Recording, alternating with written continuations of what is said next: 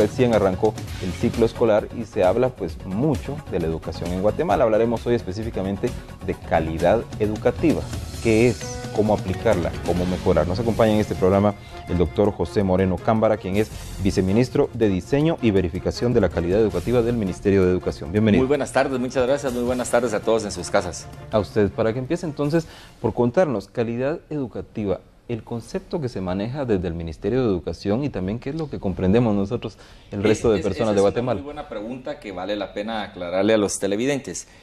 Durante todo el entorno educativo han surgido modalidades y tendencias que han influido las gestiones ministeriales en todo el recorrido de la República. Empecemos, por ejemplo, con las tendencias que UNESCO ha fijado. Para UNESCO es importante entender el proceso educativo desde 4 pilares fundamentales, que son los 4 aprenderes.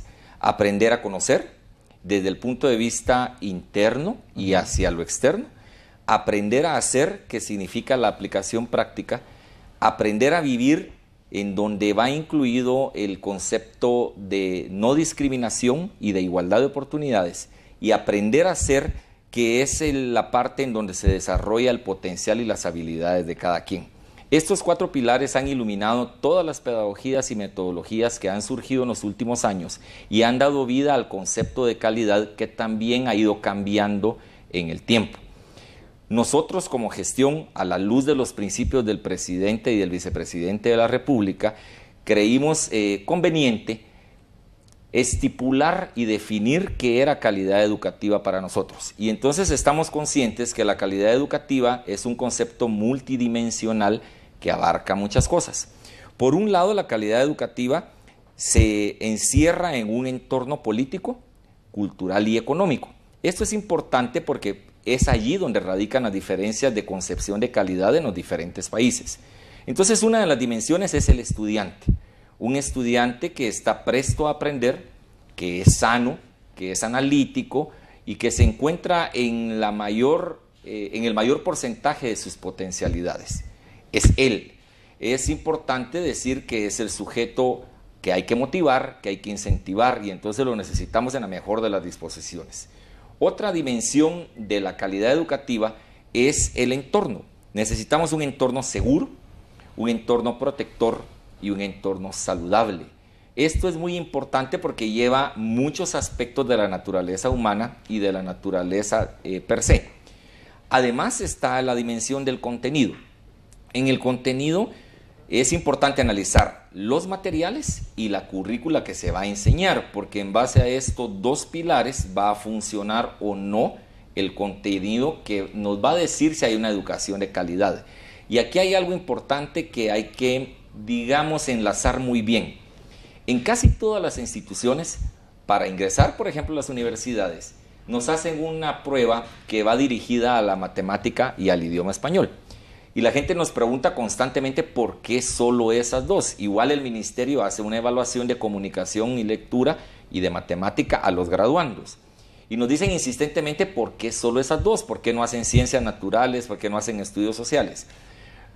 Lo que hay que entender acá es que el humano es una máquina muy precisa que se encarga de decodificar el entorno que está a su alrededor. ¿Cómo lo hace? A través de los sentidos. Por ejemplo, las huellas digitales tienen un patrón a seguir y nos permiten decodificar texturas.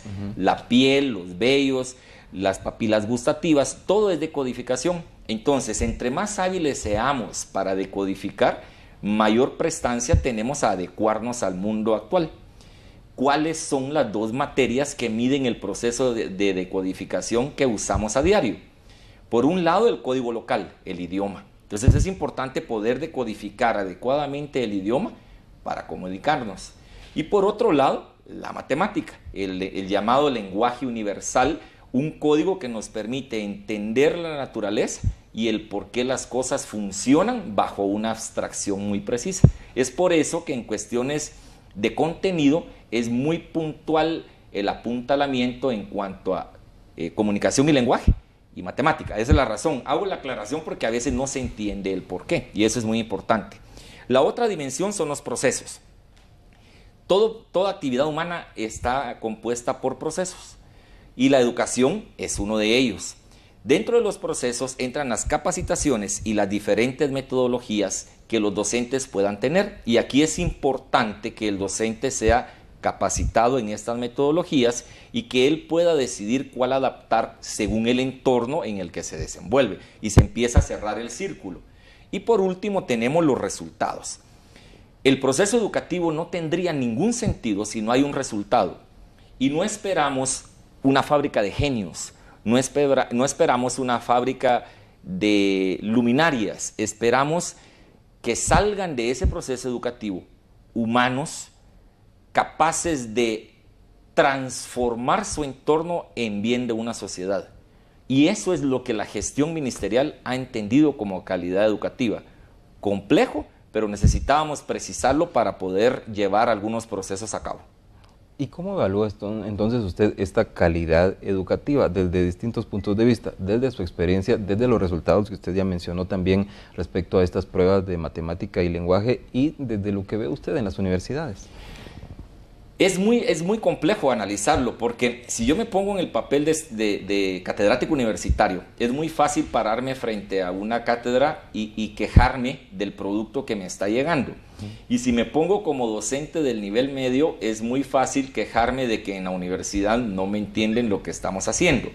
Creo que el éxito va a consistir en cuanto a las universidades se animen a participar con el Ministerio de Educación en un proceso conjunto que nos permita medir qué necesitan obtener ellos para poder hacer un buen profesional, que juegan un papel importante y lo hacen muy bien, por cierto, y qué necesitamos nosotros proporcionarles a ellos para que tengan a una persona disciplinada, capacitada y apta para aprender.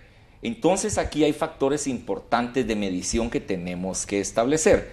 La evaluación es un proceso continuo y complejo que puede ayudarnos a medir en cierto grado la calidad, pero debemos para eso apuntalar la nutrición escolar, la entrega de materiales y también los procesos de capacitación. Esas líneas el ministerio las va a enfrentar. Si no va a poder terminar todas las acciones, queremos dejar el inicio de una gestión sana que permita que las otras administraciones lo continúen. ¿Cuál es la amplitud de su gestión? Me refiero entonces a calidad educativa solo en establecimientos públicos o también en los privados, doctor. Tenemos que abarcar los dos. El ente rector de la educación nacional es el Ministerio de Educación. Y si bien adolecemos de algunas, digamos, deficiencias en algunos niveles, le pongo el ejemplo. En nivel diversificado, la cobertura entre ministerio y entidades privadas es alrededor del 24%. En conjunto, o sea, estamos en pañales.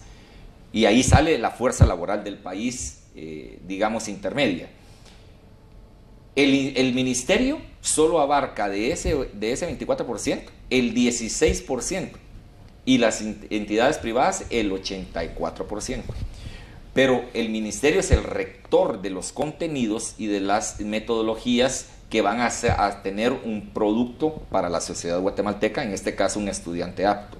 Nuestra misión es lograr enlazar que digamos, las instituciones públicas y privadas actúen en conjunto y limar esas asperezas. Esas clasificaciones nos han hecho mucho daño en todos los niveles educativos.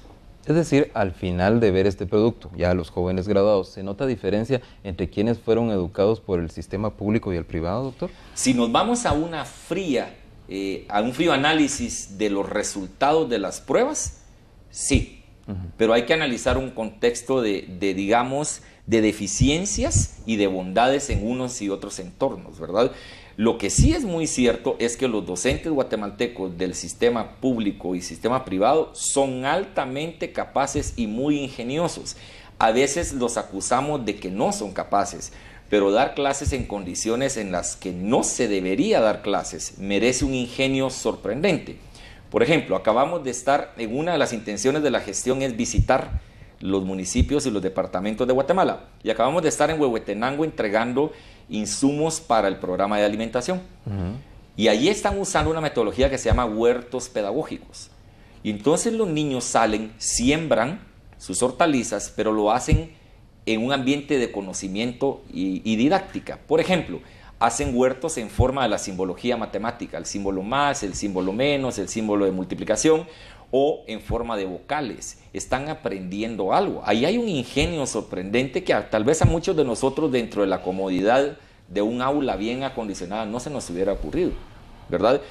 Creo que al final el alumno sale con las mismas potencialidades, pero en diferentes entornos. Hay que mejorarlo en ambos. Esa es una prioridad del sistema educativo. No podemos decir que aquí estamos muy bien o aquí muy mal. Hay que mejorar ambos.